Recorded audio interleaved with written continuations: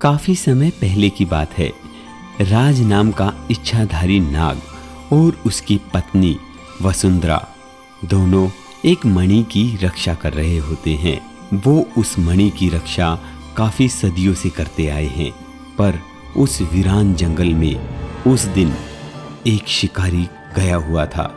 वो तभी देखता है इच्छाधारी नाग और नागिन एक मणि की रक्षा कर रहे हैं। तभी राज को प्यास लगती है।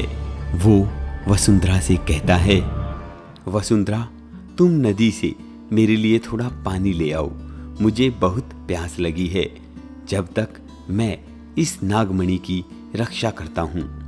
हाँ जी, आप नागमणि के पास रहना और इसकी रक्षा करना, साथ ही अपना ध्यान भी रखना। मैं जल्द ही आती हूँ। ऐसा कहते हुए वसुंधरा नदी की तरफ चली जाती है।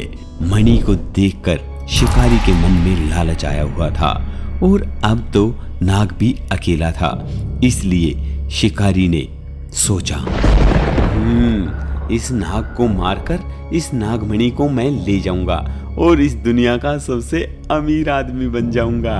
हा हा हा। ऐसा कहते हुए शिकारी अपने तीर से नाग को मार देता है और उस मणि को वहां से उठा ले जाता है। जब वसुंधरा पानी लेकर वापस आती है तो वो देखती है कि इच्छाधारी नाग मर चुका है और मणि वहां से गायब हो गई है। ये क्या हो गया? मेरे नाग को किसने मारा और मणि को भी चुरा ले गया? अब मैं उसे जिंदा नहीं छोड़ूंगी। वसुंधरा पूरे गुस्से में आ जाती है और अपनी दैवीय शक्तियों से देख लेती है कि ये सब किसने किया है। वो शिकारी को पहचान लेती है कि ये सब शिकारी ने ही किया है।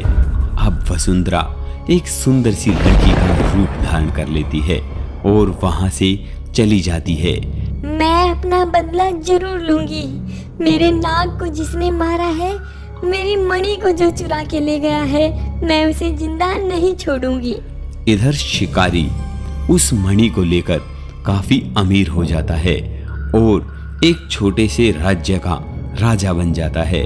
उसके पास एक छोटी सी सेना और खूब सारे सिपाही होते हैं। अब शिकारी के शौक भी अलग अलग होते हैं। वो एक दिन घोड़े पर चढ़कर जंगल की तरफ सैर करने के लिए आता है। तभी वो वसुंधरा को देखता है।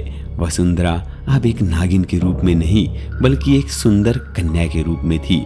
उसे देखते ही उसका दिल वसुंधरा पर आ जाता है और कहता है, हे प्रिय, मैं तुमसे शादी करना चाहता हूँ। तुम इस दुनिया की सबसे खूबसूरत लड़की हो और मैं भी इस छोटे से राज्य का राजा हूँ। क्या तुम मुझसे शादी करोगी? वसुंधरा भी शिकारी को देखकर तभी पहचान जाती है कि उसी ने उसके नाग को मारा है और वो तभी कहती है, हाँ, क्यों नहीं, मैं तुमसे जरूर शादी करूंगी। वैसे भी अगर मेरा वर एक राजा हो तो इससे खुशी की बात और क्या हो सकती है। और वैसे भी तुम तो हट्टे कट्टे और सुंदर भी हो। ऐसी बातों में आकर शिकारी उससे शादी कर लेता है। शिकारी वसुंधरा के प्यार में फंस चुका था और वो वसुंधरा को अपने राज की बात भी बताता है। प्रिय, मैं तुम्हें एक राज की बात बताना चाहता हूँ, क्योंकि मैं तुमसे प्यार करता हूँ। आज तक ये बात मैंने किसी को नहीं बताई। तभी वसुंधरा समझ जाती है कि ये जरूर मणि के बारे में बात कर रहा है और शिकारी वसुंधरा को मणि के बारे में बता देता है। शिकारी जैसे ही वसुंधरा को मणि दिखाता है, तभी वसुंधरा अपने असली रूप में आ जाती है और शिकारी से मणि छीनकर उसे डंक मार के वहीं पर मार देती है और वहां से चली जाती है। अब नागिन का बदला पूरा हो चुका था।